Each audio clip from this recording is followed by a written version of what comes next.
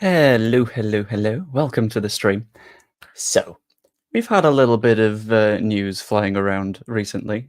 Specifically, had a quick look at the fact that a Somerville exit is looking increasingly likely. You might have noticed, and you might have recognised that banner from the video that I put out this morning. It's because I forgot to write any banners for this little stream. So I'll be recycling quite a lot today. But you know what? It's good for the environment. Why not? And we know that the rumour mill continues to grind out story after story after story after story. And the thing is, a lot of these rumours are about players potentially leaving the club. And that has led to a hell of a lot of people getting a little bit spooked about what's going on, getting a little bit anxious and worried and thinking, well, are the 49ers just here to make a profit? But I figured it was probably only fair for us to have a little bit of a conversation with someone who knows the 49ers significantly better than we do. One of my co-workers, I would say my favourite 49ers fan because I know one of them. Hello, Crystal. How's it going? I'm good, Joe. Thanks so much for having me again. It's all right. So we've got quite a lot of fairly spooky news in recent weeks and months. You might have been aware because we're slowly indoctrinating you into being a Leeds fan. We will talk a little bit more about that later on in terms of future plans and stuff. But if I remember right, were you able to watch the playoff final, or was that one that you sort of saw the result of? Because I know I got the commiserations message. Yeah, so I actually was working an event at that time, and I had it on a second screen, and every now and then I'd go on there, but I didn't have the sound on because I had to pay attention to my event. But I'd look, and I'm like, oh, yeah, okay, everything's looking good right now, whatever, it's all fine. And then obviously I saw the end result. But yeah, I wasn't able to watch the entire thing, but I did see the end result, and it was sad. Yeah. And this is going to take a little bit of explaining, but in UK football, there are a bunch of financial rules that exist. You're only allowed to lose a set amount of money every single season, or over a 3-season rolling period, or whatever. It's confusing and makes no sense, and none of us actually like it, but it's there. And the difference between Premier League money and Championship money, where we are sadly having to remain, is obscene. So in the Championship, last time I checked the numbers and had some verified, the TV revenue that we would get every season was around £8 million.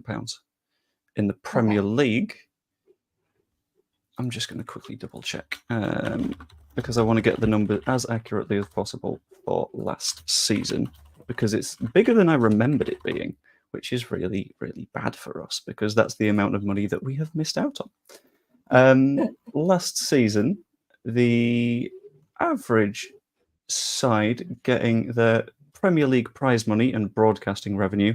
Last time Leeds United were in the Premier League, we earned $161 million. Pounds? Well, dollars, but I can't do the conversion in my head. Okay. Which would have converted. And that's American dollars. That's American dollars, but it would have converted into about 120 million pounds. Oof. Which, compare that with the 8 or 9 that we're getting in the Championship. That's not very much, yeah. No, and you might think that the difference in terms of expenses isn't going to be that huge. So you've got a contract with a player and you're still going to have to pay them their wage and you still have to cover all of that sort of stuff and it's not going to look good. Yeah. As a result of that, one of our favourite players, Archie Gray, has had to be sold. 18 years of age. Guy. Yeah, this was. I mean, we were going to make my favorite player. Yeah, we were going to make him your favorite player. Yeah. Oh, heartbreaking. We'll find someone else. It's fine. There'll be someone else somewhere. Is there Italian guys on the team, or a Canadian? That'd be cool. There's an Italian for now.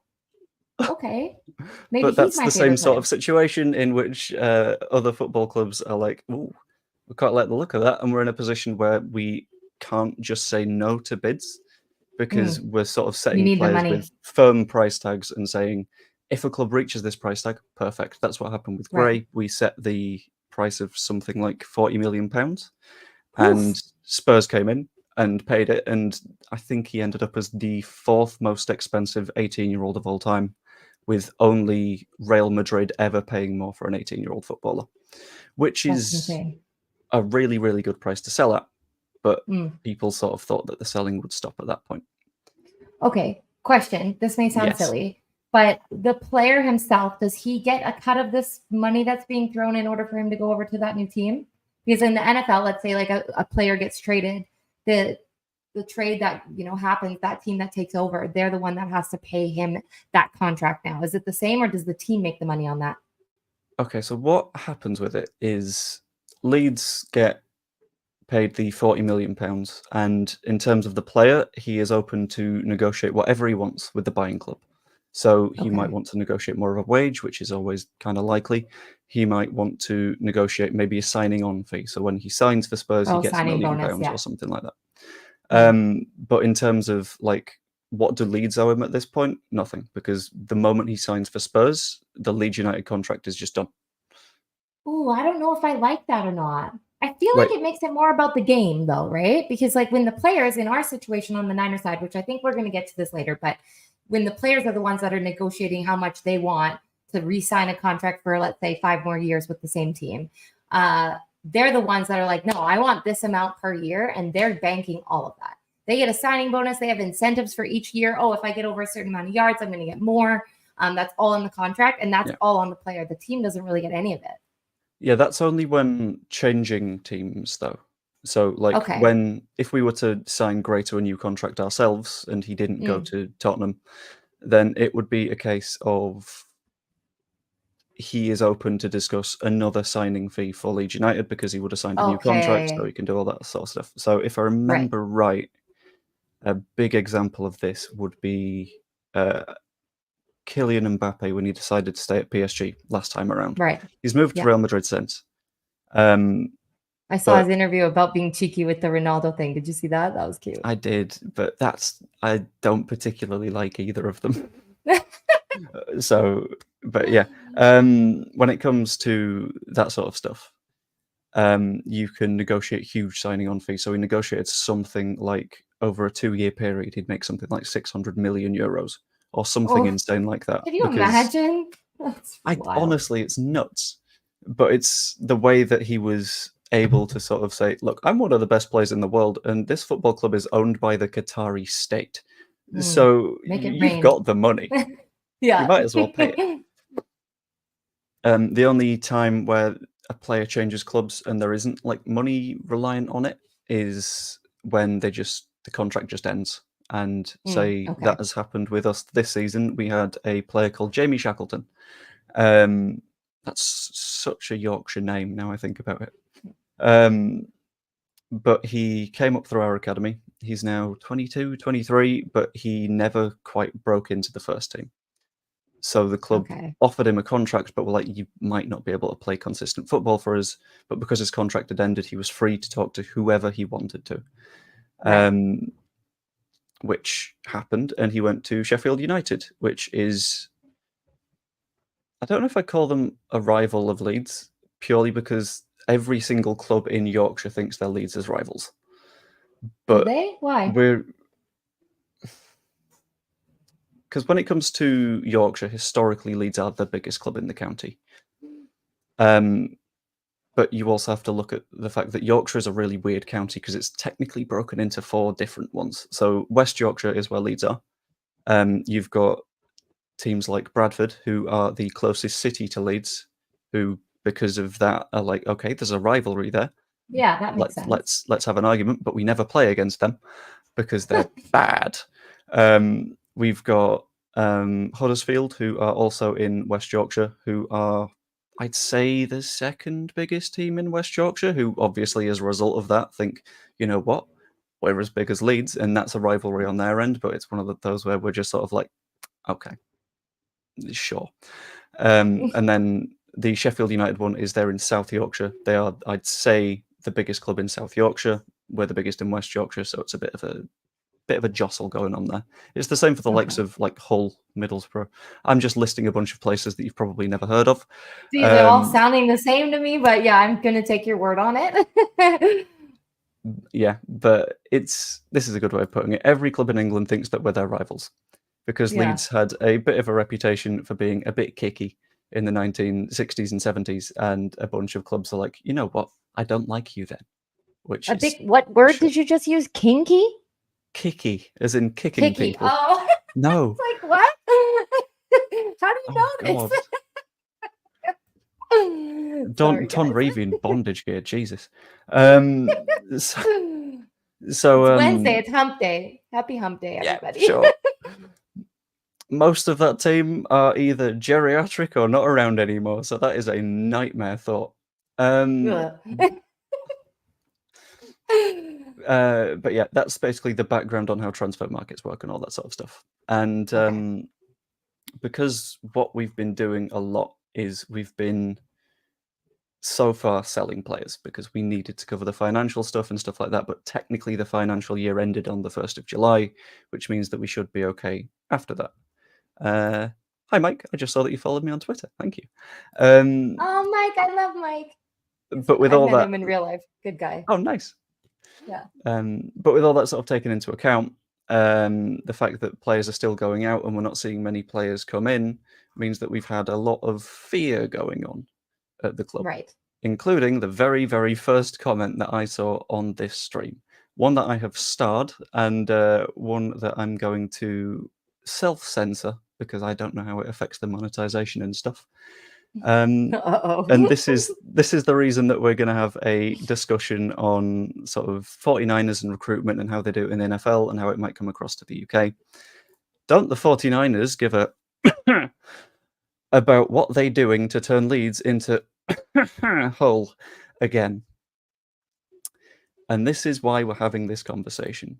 Because But everyone how at does the it moment, fall on the 49ers? I'm sorry. I don't really understand that part because it's like, okay, you guys have been doing your own thing this whole time. Niners come in. Aren't they throwing some money to kind of help you guys get some things sorted? How is it their fault if the S-bomb is being dropped here? I don't get it. Okay, so I'm going to do a very quick... I need all the explanations because I'm obviously a very North American sport girl, right? I'd do a graphic, but I'm not very good at like pre-planning things. So I'm going to do the most scuffed graphic anyone has ever seen. We're going to go to our good friend, Microsoft Paint. So you have the 49ers over here, right? Beautiful. There we go. That looks just like their logo, man. It's amazing. It does. There we go. 49ers logo. Well, it's not the SF, but it's fine. That is San Francisco 49ers. All good. Sure. That is the team. I'm going to take a photo of this because this is hilarious. Oh, I'm not even done yet. That's not. I'm sorry. It's just funny, like in the moment of it, getting a lesson here. Separate from the 49ers, you have 49ers. Why didn't I just use text for this? I'm not writing this entire thing. Enterprises, which is the holding company that makes up the ownership of Leeds United. Okay. So 49ers Enterprises own Leeds. LUFC. There we go. Bosh, is that a balloon? What is this? That's an attempt at the Leeds badge. It's not worked very well. 49ers Enterprises is made up of a bunch of people involved in the 49ers sort of as a team, but also various other people. So we've got the likes of Larry Nance Jr. is involved in the ownership group. We've got the likes of Michael Phelps in the ownership group. Oh, wow. Yeah, I don't know what sort of say he has, but yeah. Various different investors have their own sort of levels of interest. And a fairly controversial one that I'm sure we'll get into whether on this podcast or the next is Red Bull.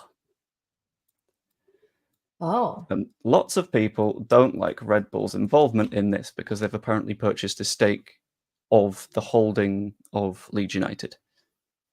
Okay. Now, what should be happening is, in a lot of people's eyes, is we are losing a lot of players that are going out. So we'll say Gray, and we will say probably Somerville. Why Gray? And I've wanted him to stay, but you can't really turn Hey, man, I was going to buy his jersey and everything. I think you showed me one that I really liked. Or kit, what do you guys call it? A kit? Kit, yeah. Yeah. Our home kit's out for this season, actually. The away one isn't yet, but I can't wait for the away one. It's going to be so good. So what people are hoping in terms of in is someone that is of the same level of a Gray and a Somerville, because in theory, these two together would reach something like £75 million in money for the club. But in terms of players coming in so far, we've had a guy called Joe Rothwell, who has come in on loan, which basically means that we have paid nothing for him because he's just here for the season. That doesn't make any sense, but okay. We're borrowing him from Bournemouth for a year. We're paying his wages, I think. But yeah, we not much. signed. Say again. The wages are not much, so it's like a salary for the year kind of thing, or like a gamely wage. In football, it's like a weekly pay rather than Okay. sort of you get this much per year sort of deal. But Right. Okay. different clubs pay it in different ways because they're trying to fit around various different bits of rules and stuff. Sure. We got someone that we had last season already, Joe Rodon, for 10 million. But that was part of the Gray deal. So basically, if we didn't sell Gray to Spurs, odds are we wouldn't have gotten Rodon.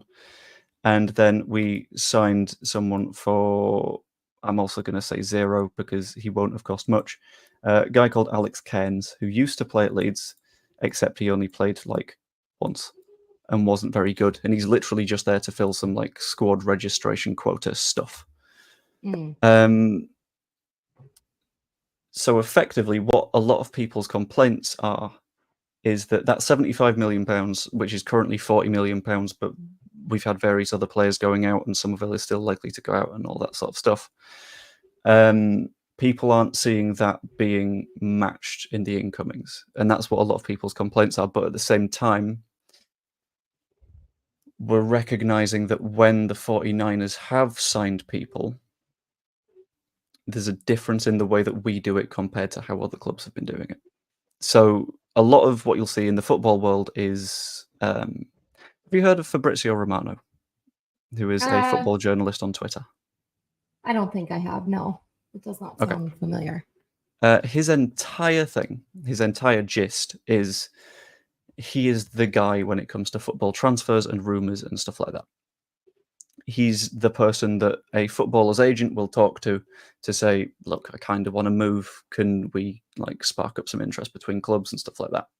And he is the source for various player leaks and things like that. So, really, for example, so other leagues too, not just this one.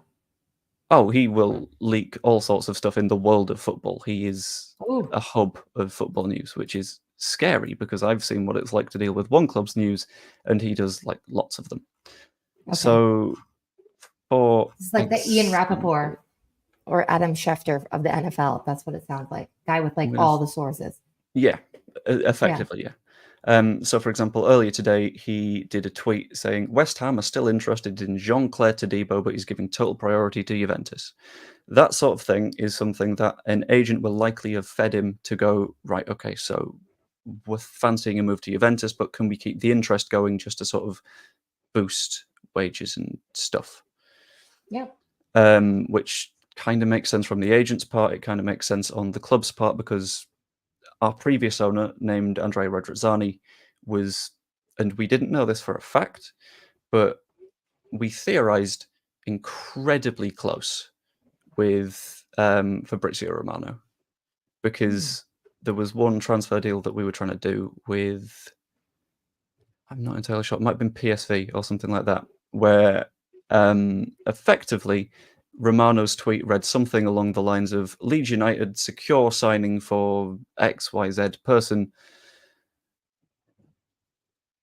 deal pushed by Andrea Radrizzani, and then a bunch of various complimentary sentences, and we're like, okay, we see what you've done there, Radrizzani. You've said I'll give you a bit of information if you're nice about me. Which, smart. Sure, it's for him, works. Fair enough. It was a period where we weren't his biggest fans. But it's like the 49ers are the opposite of that. So when we signed Joe Rothwell, we only knew for like a matter of moments, something like that. When we signed Alex Cairns, we'd heard nothing about that move beforehand. So, and I'm just going to sort of hop in here. What's your guest on here for, Joe? For this, we're talking recruitment and 49ers and strategy and stuff like that, because Crystal knows a hell of a lot more about American football than I do. And with the level of ball knowledge that I have, sometimes you probably know more about actual football than I do. But in the long term, planning on a sort of podcasty series where we're gradually going to indoctrinate Crystal into being a Leeds United fan, which should be good fun. Yes. Don't tell my dad. He's a Watford fan. I didn't realize they were in the same. Yeah, I know. But it's because he's an Udinese fan, and Udinese's owner is the son that owns Watford, Gino and Gianpaolo. I think those are the two guys. Pozzo. Do you know who I'm talking about? I know who you mean, I think. But why Watford? Ugh. Because Udinese, he was born and raised kind of in that area, like Udine, and he's very, very passionate and like a faithful fan to where he grew up, And so I get the logic behind it. It's just bad decision making. Yeah. He doesn't really fall. It's not like as hardcore as you, but like he'll throw it on if it's on, kind of thing. But it's not like, oh my god, like need to watch every single game. In the He's same more way like that with the Lakers and other teams. In the same way that I kind of sort of keep a bit of an eye on, well, or at least last season I kept a bit of an eye on the 49ers, because I was like, I wonder if they win the Super Bowl, they'll give us a little bit more money next year. Didn't do it, and I'm sure that it's okay. The Super Bowl is your playoff final. It's never going to happen. But I was just wondering, is that the sort of thing that's happened in the past with the 49ers doing recruitment? Is it a quiet, behind-the-scenes, gradually making those moves thing? Or is it loud and bombastic? This is the thing that I'm a little confused with. So I can't really speak on who is doing it for Leeds under the 49ers. Like, I don't know on that side of things who's actually in control of doing that. You might know the name Parag Marathe. He's the guy that's doing the running it on our end. He's basically the club chairman at this point. Yeah, okay. Then let's talk a little bit about like what he's done for us in the past. I don't know, connecting the dots. I'm not too into like the whole recruitment thing, but on an overall scale of what they do normally, they're pretty hush-hush with things. Like, even when it comes, like, obviously the NFL draft is a really important time for when people are coming and going from a team, mostly coming. But like, if you're going to draft a certain player that, let's say this past season, we drafted with our first pick, Ricky Pearsall. And so he's actually a guy that he just got injured. They put him on the non-football related injury list. So we don't know if he's going to be ready to go for the season or not. Anyways, he's a wide receiver. One of our wide receivers that we're currently trying to extend because he's not happy with the amount that the 49ers are offering him. This Ricky guy could come in and basically take his position.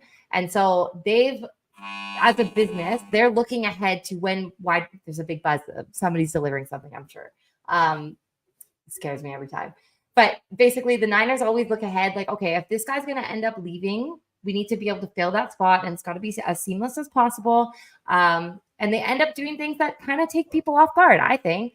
So during that pick, when it was announced that we were going to take Slick Rick, they call him, everyone was like, a wide receiver? Like, what? We need an offensive lineman. We need, maybe a safety. We need all these other positions that people are wanting to have, that they assume the 49ers are going to be drafting and going to fit into their roster, that then the 49ers like, nah, under the radar doing something else. So that's kind of always how they've been. They're not super out in the open about what their game plan is with certain things. There we go again. But our coach, like, he's very sneaky in that way. And I don't know if he's got a lot of say in the recruitment of this as well. But I feel like if it's anything like what they do for the Niners, of course, if they're going to be under the table, but they're not necessarily going to say, like what they're doing out to the public. It'll be one of those things you won't know until it happens.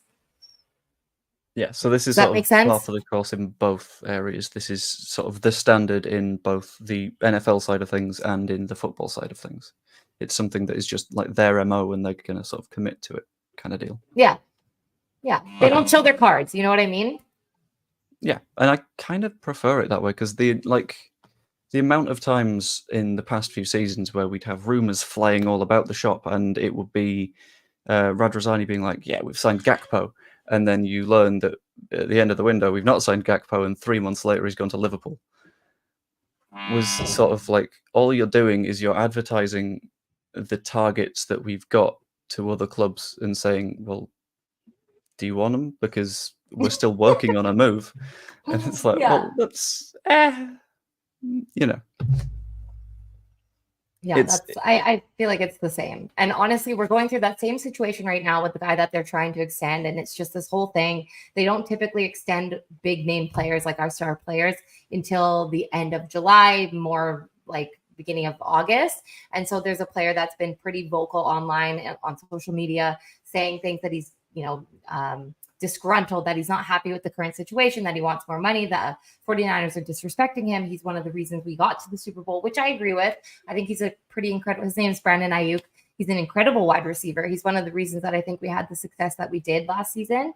And just given his, the vibe that he has with the guys that are currently on the team, he's a guy that you don't want to lose because our Super Bowl window is closing. Like, it's one of those things that we eventually aren't going to have these same star players on the team. They're going to need, more money. They're going to go elsewhere and be transferred to a different team. See, now I'm saying transferred, traded, but given away to other teams and whatnot. And yeah, like at this point, we need to get this deal done. And he seems like he's not on board, Brandon Ayuk at least. He's not on board with the way that the Niners are doing things, which is to typically wait it out as long as possible. All these other wide receivers have been paid, which made his price tag skyrocket, because he believes that he's better than these other guys that have been paid an astronomical amount, like $30 million a year.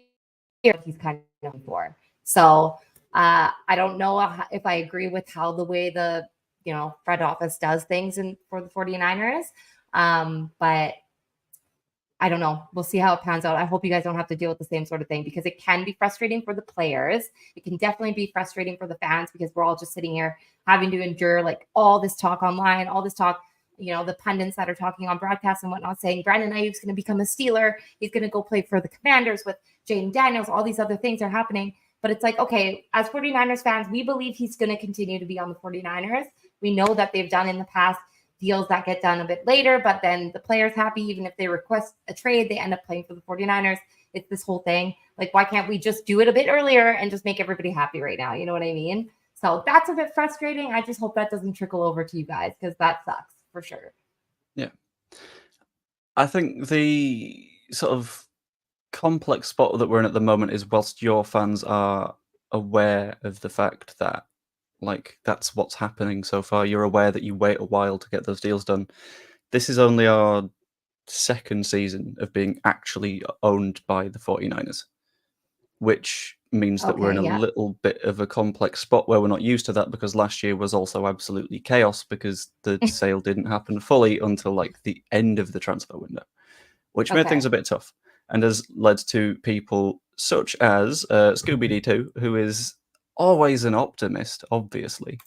Not once have I seen a positive comment. That's a bit like religion. He moves in mysterious ways, blah, blah, but okay.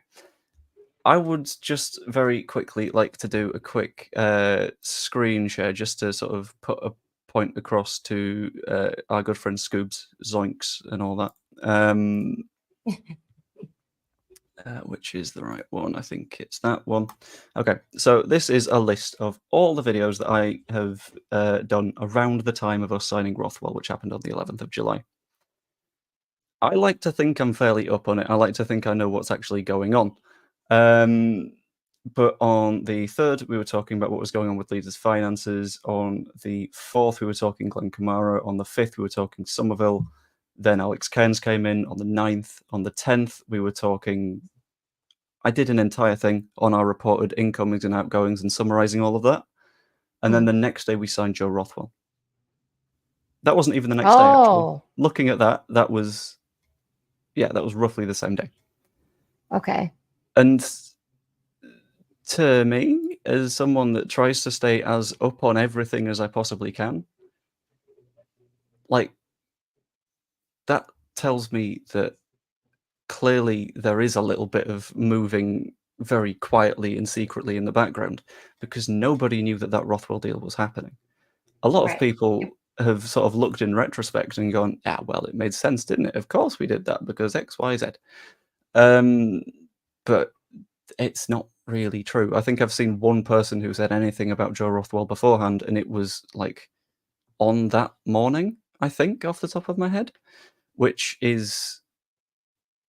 It's not the same as properly knowing in advance, because a lot of these deals, especially ones that are going out, we know, again, comfortably far clear in advance, if that makes sense. So do you think that's something that, like, if the 49ers are here for the long term, is that something that we'll just get familiarized with? Is it something that people will just have to get used to and learn that that's the way that things are? Or Yeah, I think that, as a fan of the 49ers, at least, like I've come to realize, okay, every year when a guy needs to be extended or if there's going to be trade talks about somebody or whatever, like we don't really know until basically the last minute. And it'll be one of those things that everybody's going to speculate and then they're going to come through and be like, yeah, got the deal done. And normally it does end up going the way that you think it's going to go.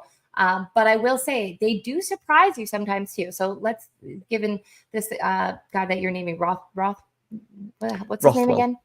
Rothwell. Rothwell. Okay, so same with that guy, how it was kind of like, boom, all of a sudden this just happened. It was kind of random, right? For us, the thing that I can think of that kind of looks like that with the Niners is when, not this past season, but the season before, we're just trucking along in the season. I think it was October. I want to say it was October. I woke up in Italy. Obviously, the news that happens throughout the night is happening at regular time in the Pacific. And I woke up to some of the craziest news that ever happened that I just didn't expect to happen at all. There was some buzz about it happening, but I woke up to Christian McCaffrey, one of the best running backs in the NFL, being traded to the 49ers. And it was one of those things that I was just like, oh my God, like we kind of thought this could happen, but the Niners never really pulled off a move like this insane before, like this amazing. That was like one of the best players to come and play for our team. I kept putting it out there. I was like, it's going to happen. It's going to happen. Like just wishful thinking, but I never thought they'd pull it off because that's just not something they would do in the past. Does that make sense? So to wake up and see that news, it was like one of the best days of my life as a fan because they actually did something insane. They're going all in on their roster. They're trying to show you, look, like we have what it takes. Let's add this one more guy. We're going to go to the Super Bowl. We're going to win the whole thing. Like that's what that showed me. And so I do think they're like that. Every now and then they're going to shock you, and you just kind of ride that wave knowing that everything's pretty cool, whatever. Like things get done a little later than normal when it comes to re-signing players, but every now and then they're like, boom. And it's amazing. And this is what being a fan is all about. You get that little taste and you're like, okay, what are they going to do next? What's coming down the road? When are they going to bring in another star player randomly? I love it. I love it because you can't really prepare for it. And I like being surprised, it's like a birthday party. It's great.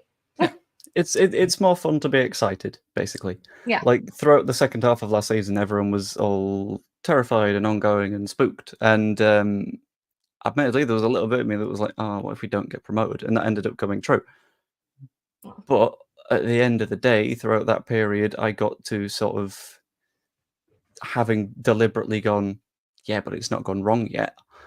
I got to have that sort of positive mindset.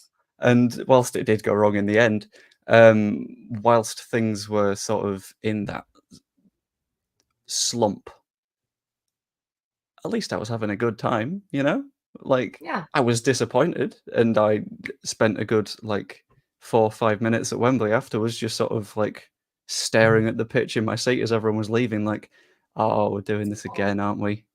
But at the end of the day, I had the 2 or 3 months before that being happy, so I'll take it. Yeah. That's how I feel as a 49ers fan. I feel like it parallels a little bit with your guys' season. Obviously, getting promoted is like one of the best things that can happen other than winning the top league, being the top guy in the, what is it? What's above you guys? Champions? Oh, Premier. Okay. See, I don't know anything about this. But for us, it's like the best thing. Admittedly, that's because our football pyramid is very, very broken. Ugh, it's confusing. I've tried to teach myself many times, but I'm getting there. You're going to help me a lot this season, I think. I think really diving in and following along will help a lot. But for football, I mean, you have one chance each year to try and win the Super Bowl, and that's it. You don't get, demoted into another league. You don't go up a league. There's none of that, which I think, thank God. I don't think my heart could take them potentially going down to another league. But we've been through something similar this past season. I'm hoping that both of us get it done this year. We're right there. Our teams are right there, right? Yeah. Hopefully the Niners can be the reason that you guys are boosted a little bit and you can go. You never know. Yeah, I mean, currently we need lots of players, but I am still of the opinion that the whole quietness thing is going to bring them in, and we're going to be okay. Just going to sort of address something that Paul has said in the chat. Sod being surprised, we need more transparency. As Leeds fans, were suspicious as we've been shat on too many times. We had that discussion about the various past owners the last time that you were on, and you can totally see the whole, owners in the past have been real bad, and that's led to a lot of suspicion. But what I'd say to sort of address that from Paul is, if you're going, we'll use Bogle as an example. Leeds are set to sign someone called Jayden Bogle, or at least it's looking that way. If Leeds United came out and said, we're going to talk to Sheffield United to sign Jayden Bogle, and Sheffield United want £7 million, I don't see what we gain from that, apart from A, inviting other clubs to try and fight us for that signing, because Right. you've sort of opened the door to saying, look, we've got interest in someone. B, it encourages the selling club to sort of increase their valuation, because at that point, like, fans basically go, okay, we're signing this guy. If Leeds don't sign him, people lose their nut. Because, I mean, the club's told us that we're signing this player. Why aren't we signing this player? Right. And then Sheffield United, as a result, can just say, okay, give us another £2 million. Because obviously you need to make the signing now. You need to make it even more because you've told the fans that it's definitely happening. So come on, pay up. So I don't think there is any benefit at all to doing the whole entire transparency, talk about everything that's happening behind the scenes, because you're sort of weakening your own negotiating position, I think, a lot of the time. I think that's how the owners see it too. And the head office at the Niners, they're very much that way, because you don't want to give the power to somebody else. You hold the power right now if you're not telling people exactly what you're doing. But at the same time, I think you guys might be a little bit jaded just from how things have been in the past. And that obviously it's hard to get over that until you see a result, right? But at the same time, you can't hold on to what, one person or a few other coaches or whoever has done in order to look forward to the future. You have to kind of be like, okay, let's start a little bit of a clean slate and hope that they know what they're doing. Until they give you a reason not to, why not, right? Like, I don't know. That's how I look at it. Because looking at it from the outside in, and I'm going to sort of ask the chat right now, and I'm scared of the answers that might come out of the other end of it. But what have the 49ers actually done that you're not enjoying? What has happened in terms of the 49ers stint of ownership chat that's gone a little bit wrong? So, for example, last season, we had to sell and loan out a bunch of our players because we got relegated that year, which meant that we, of course, didn't have that Premier League money, which meant that players had to go out and players didn't want to play in the Championship and all that sort of shebang. And everyone was deeply unhappy with that, but understood that it was because of the situation that we were in. This season, we're in a sort of similar-ish spot in which there's a little bit of spookedness. We're having to occasionally sell players to get a bit of money in. Some players may be leaving on loan, again, because they don't want to be here, because we loaned them out last year. And that means that, of course, they came back this year, so they might be going out again. And it's a bit of a question of what has happened to make you mistrust them, is the question that I've got. Because we did sign a lot of players last year. We signed the core of a very good Championship side. But yeah, I mean, you guys almost had it. Yeah. Right? And that was because of what the 49ers were doing in behind the scenes? I'd say so. I'd say that building the squad that we had is probably what got us to that position. I'm going to do a very quick little screen share again, if I can find the right thing. They do know how to build a championship squad. I will tell you that straight up. Now, have they been This able is to championship in the other meaning of the term, right? This is championship as like in winning. Like okay, they haven't been able to win the Super Bowl in the last, however many times they've been there, but they're there and they have a winning team every year that gets them there. You know what I mean? When those players are injured, they have a shit season. Sorry for my language, but their season kind of goes down the toilet because those guys are such star players that they rely on them to win, right? And maybe that's not the greatest thing, but we always are the ones that are fighting. We're the favorites to win the Super Bowl this year. Like, they build a squad that you can be proud of, that you're like, as a fan, we're going to win games, So I would hope they're trying to do the same thing for you guys. Yeah. I'm just going to have a quick look at some of the comments in a moment. But first, I'm going to quickly show the extent of the squad transformation they had to do last season. Every single player on this list that I have highlighted is someone that was brought in by the 49ers off the top of my head. Okay. And this is a list of, at least from here to here, every single player that played more than 1,000 minutes for us. Wow. So, Okay. 4, So 5, they 6, were 7, 8, 9. crucial. Yeah, out of 15 players that played more than 1,000 minutes for us, 6 were signed by the 49ers last season, which is a big transformation when it comes to football, because normally you've got some more continuity. Archie Gray hadn't Right. played a single minute before that. But they saw something in Dan, him, clearly. I think something had been seeing him since he was like 15 years old. Like he's that good. Dan James is someone that had been basically ostracized by the previous ownership. He had spent so long out on loan in various places and stuff like that. And reportedly, we had listened to offers for all of Nonto and Somerville and Ruter and turned them down. So all of these players in some way have been influenced by the 49ers to be at Leeds or stay at Leeds. And by the end of the season, we finished this close to going up. Yeah. 6 points. I mean, which admittedly, we didn't go up. That's fine. But I've even seen people saying that like they doubt we even make the playoffs. And that is like, what, 20 points worth of drop from where we were? Wild. Odd. I think the unknown scares people, right? And like you said, they've just been so jaded with everything that's gone on in the past that maybe it's hard for them to hold on to the hope that comes with, a new organization coming in and bringing in different players, right? So you guys, I think you just have to keep holding on. At some point, you will go up. It'll happen. I don't know. Maybe I'm too optimistic for this. It's okay. I often feel like I'm too optimistic for my YouTube channel, and then I'm like, it's my YouTube channel. I'm allowed. It's what we do here. I'm just gonna quickly skip through some of the saying here. I want to see what they say about my Niners. I might have to go to bat for them. Oh no! Don't start fighting people. No. Like debate them. I mean, I don't have an actual bat. I'm not going to do anything. Don't worry. Honestly, considering my chat, I think you'd win that fight. Football Guru says lack of communication and not transparency, the lack of the full use of the January loan window. That is completely fair enough. I think we could have maybe had another loan in last January. Being too secretive, not transparent enough. I think we've sort of covered that one. If you are too transparent, then you sort of get into your own deeper, bigger problems. You're sort of inviting a brand new issue. I think I'm in the same boat as Amy. 49ers will get deals done. They do things fairly slowly, but I'm okay with that, I think. Yeah. It's sort of take your time. We've got a month and a half before the start of the season. Admittedly, it'd be nice if we had like the whole preseason with all the players, but that's never going to happen. It's football. Right. We weaken the squad with preseason starting soon, and we got told that they'll do business early. So we start the season with Farker not knowing he's starting 11. We need 9 to 10 players. 9 to 10. Hold on. Going to do some numbers.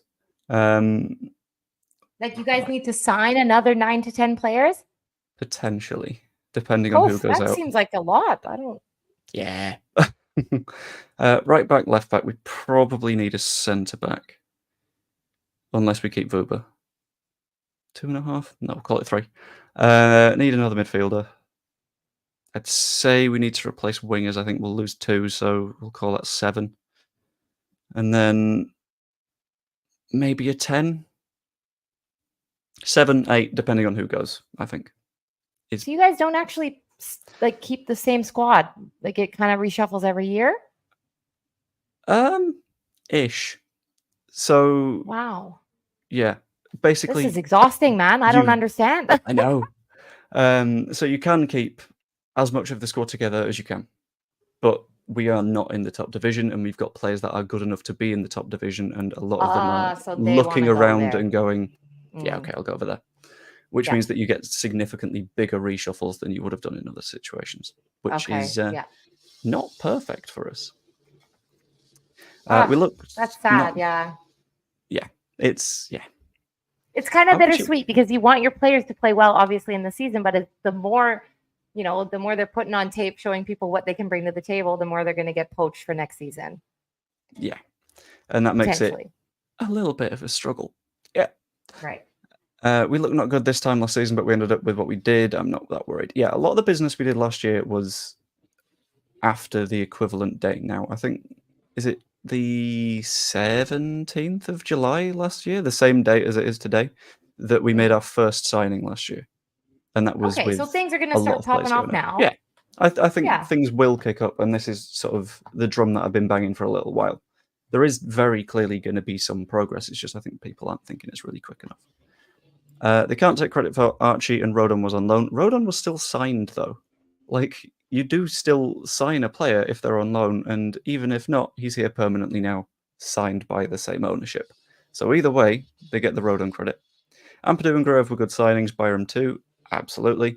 Piru was disappointing, but not their fault. Yeah, that was a little bit. Yeah, Piru doesn't really know What where he's happened playing. there? So how much of England at the Euros did you watch? A lot of it. We had it on all the time because, like, I wanted to cheer on for you guys, obviously, and then my husband's one of his best friends is Scottish, so like they didn't necessarily want England to win, but we had it on all the time. We watched it. Like, we're a very sporty household. Any kind of sport we're going to watch all the time. Oh yes. But I've got a little sort of equivalency to draw. So you know Harry Kane in the Euros did absolutely nothing.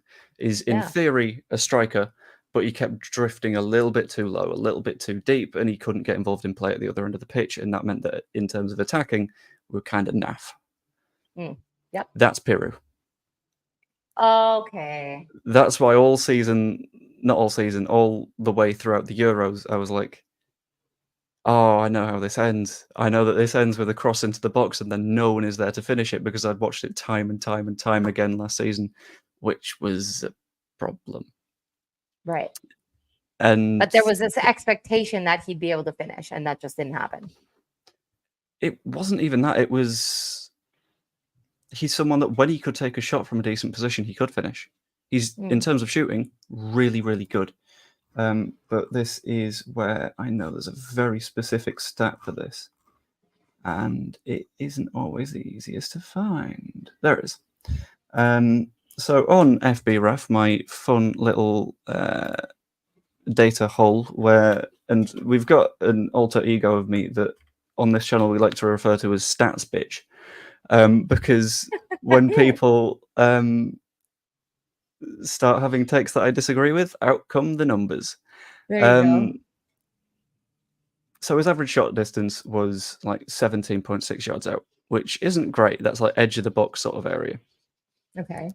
His direct opponent for who else would be playing in his position, Patrick Bamford, the subject of a lot of people's ire. Many do not like Patrick Bamford. He's a very injured boy a lot of the time, but he's still good, and I really like him. Average shot distance of 13.4 yards, and the person that everyone was screaming at to get more minutes, average shot distance of 8.6. Okay. So basically, he would shoot from such a deep position that it wouldn't make that much of a difference, because when he's shooting, the goalkeeper's got time to react because you're shooting from that far away. So it causes the odd problem, I think. That makes sense. Lack of transparency in quad development. Red Bull, it's the company, not the colour, and the home kit. Yeah. This is one as well. There's been a lot of discussion going on around the sort of Red Bull thing. So we learned at the start of the summer, right after the playoffs, that Leeds were being sponsored by and part-owned by Red Bull, which you'd think, brilliant. Red Bull, tons of money, great in F1, and various other sports. Yeah, they have typically people athletes all over jumping everything. up balloons. Yeah, they're everywhere. Football history, less positive. It's good for getting results. It's fantastic for getting results. But one of the big things about Leeds is a city that only has one football club, which means everyone is really emotionally attached and stuck and happy, in a sort of Stockholm syndrome way. But then when Red Bull come into a club, so they did this in, was it Leipzig or Salzburg? That was the one. Both Leipzig and Salzburg, basically.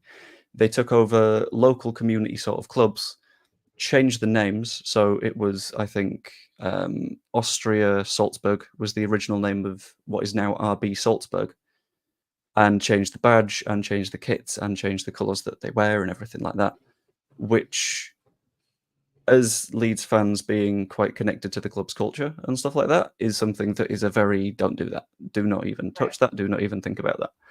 And at the same time, there is a connection between the club and not particularly liking the colour red, because our I biggest think we kind of actual talked about this. rivals, our real rivals, are Manchester United, because it's a big historic thing. Red Rose versus White Rose, Yorkshire versus Lancashire. It's based in like a long bit of history. And that sort of becomes an issue when Red Bull, named Red Bull, decide to chuck the colour red on the shirt, being their logo, which has sort of stacked up and made people very much like, don't like the look of this, don't like the way that this is feeling.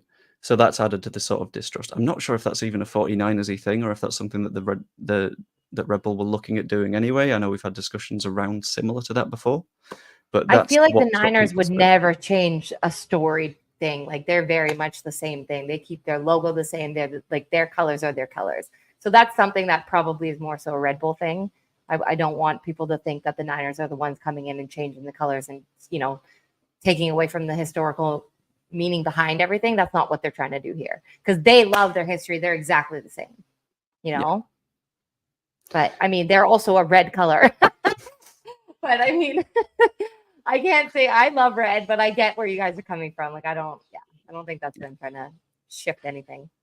Yeah, if at any point during this mutual indoctrination into the world of football, you end up getting a Leeds kit, I end up getting a 49ers kit, I will look for one without any red on it. Okay. Perfect. But I don't know about blue, man. It's got to be like a neutral something. Like a white is good. I know you guys have some nice kits that are white too. we it's a home kit. We just always play in white. It's great. Yeah. On this one, Leipzig and Salzburg fans are now happy. I think there's a question of whether the original Salzburg fans are happy. Because if you've supported your team for an extended period of time, and then suddenly everything about it changes, you're not necessarily going to be the person that is the Salzburg fan of today. Yeah. So the Salzburg fan 20 years ago is not necessarily still supporting Salzburg, because everything that was the club that they loved has transitioned into the other thing. Where was that other comment that I was going to bring up? Oh, and on the New York Red Bulls thing, I think drawing a comparison to the MLS doesn't hugely work in this regard. So specifically looking at like the way that the MLS works, am I right in thinking that it's still like a full franchise system in terms of the MLS? Yeah. So it's still like the MLS. If you're a player in the MLS, you are not contracted to the club. You are contracted to MLS and then subcontracted to whatever club that you're at, I think is the way that it works. That's kind of beyond me, but I think you're right with that. Yeah. Yeah.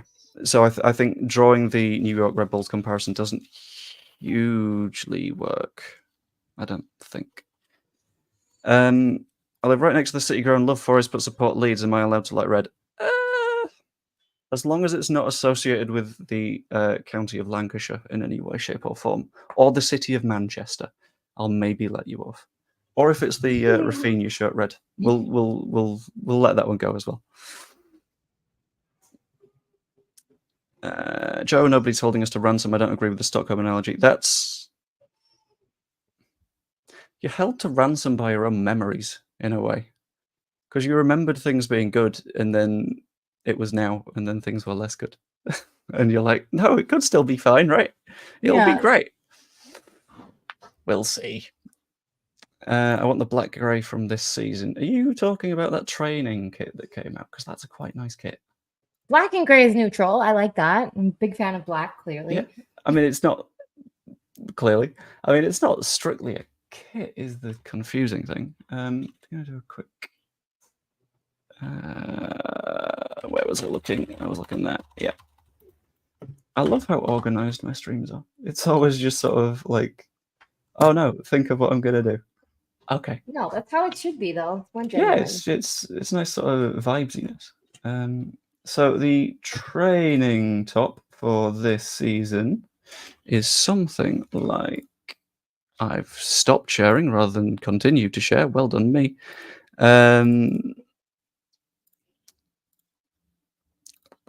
This is the black grey neutral one, which is okay. It's fine enough. Okay. I think It doesn't yeah. look very fancy, but I mean, I like the little popped collar thing. That's cute. Yeah, it's functional. It does a job. Yeah. I think the one that's going to excite people most is the away kit, which isn't out yet. This is the home one with the good old Red Bull logo on it, which is why people are a little bit spooked, because it's not that far off the Leipzig and Salzburg kits. So people are a bit like, well, is this the start of things? And then you've got the goalkeeper kit, which in my opinion is a nightmare. Oh God. Okay. Don't Yeah. enjoy No. that. Don't No. enjoy that. Nope. People can buy the goalkeeper jerseys. I had no idea. Yeah. One of my That's funny. favorite Leeds kits is a goalkeeper kit. Is it on my pile of kits behind me? It is. Hey. It's like a standard Leedsy kit, but instead of being blue, it's purple, and I really like a bit of purple. And it has the long sleeves too. Oh yes. Oh nice. yes. Okay. Good for the But winter.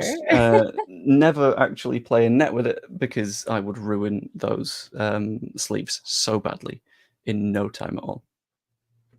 Sorry, I had to tell my husband where the wipes were because he's dealing with a situation.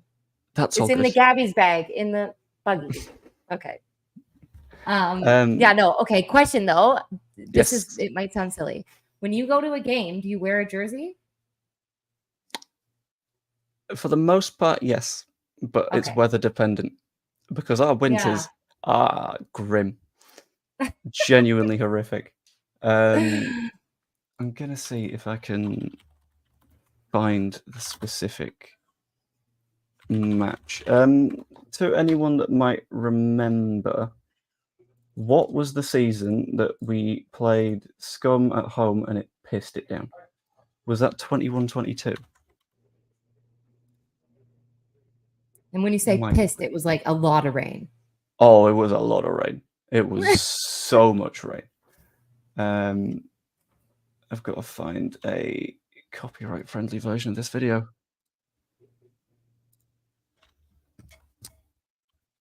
Right, okay. Yeah, I know. It seems like a silly question, but like obviously whenever I go to an NFL game, it's like decked out. Like I'll wear everything you could think of to show like a jersey, or I'll like make something specific, like a big jacket that has like something to do with the jersey on it or whatever. But I've noticed going to games here for Serie A, not a lot of people wear jerseys. They all got the zip black jacket, you know, the puffy black jackets that they wear in Italy. Nobody shows their colors. Nobody's showing who they're supporting. It's kind of crazy to me. I'm not sure if I like it. For me, it's always been weather dependent. So, like, nice summery day, a little bit of breeze, that's all good. But then you get cases such as, have I got a decent shot of the pitch at any point? This was a wet day. So, and they still got the flares going. I still think that's crazy. Was roughly, if you're going to turn the camera at the right speed, friend, I was about here. Okay. And so covered or no? No, not even a little bit. So I don't know if it's going to come across reasonably well, but there is a little line here-ish. That was basically a waterfall. And that was the day where I learned that wearing kits is optional when it comes to going to a football match, because that was grim, genuinely horrific. Yeah. Oh, okay. That makes sense. It's if you can, go for it. If you can't, it's fine. Basically, it's dealer's choice, I think, is the way of looking at it. And this is a good point from Scooby D too.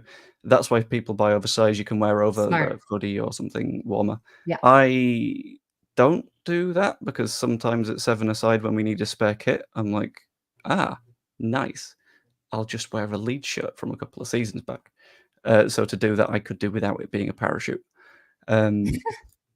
Newcastle fans are mostly topless, the large men anyway. I mean, you're not wrong. Did they write like the name of the team and stuff on them, and they're all jumping around? I love that. Sometimes, but they don't typically have the physique for that. Ah. But I kind of love that. They don't care. They rock it. Yeah, it's fine. That's an Yeah. awfully specific question, Joe, who takes notice of the weather. I did, because I couldn't physically get into the concourse at halftime, and that's when it was bad. That was a nightmare of a weathery day. Oh, God. But I believe, for the most part, that's our chat about 49ers ownership, transfers, Leeds, all kind of shebang. Yes. But if anyone has any more questions, please chuck them in the chat, and we'll. Are you good to go for another 5-ish minutes? Yeah, let's give her. Yeah. And Yeah. we'll just have a little 5-minute Q&A chunk of whether it's 49ers based, whether it's Leeds based, whether it's anything like that. On this one, sometimes the 49ers will do watch along things. I think they did one at Elland Road at one point, so I think we I had a actually plan for that. I went to one not last year because I was like a fresh mom, but the year before when I had just gotten pregnant or like I was in it. I got invited to go to like the UK guys, the UK faithful. They're an amazing group of guys. They're like, yeah, come to our Leeds takeover party. I couldn't tell you where it was at, but it was a really cool bar. Was it in Lots Leeds? of TV screens. Yeah, right in Leeds. I booked the little hotel right nearby that we walked to. It was like what kind of like an EasyJet hotel or something? I don't know what it was, but it was like this little, like a Premier Inn, something like that. Maybe. like a little, like an airline hotel, like the cheapest of the cheap. And it seemed like a hospital room, like with that you stayed in. It was kind of weird, but it was. I mean, we paid like I think it was like $60 for the night. It was cheap.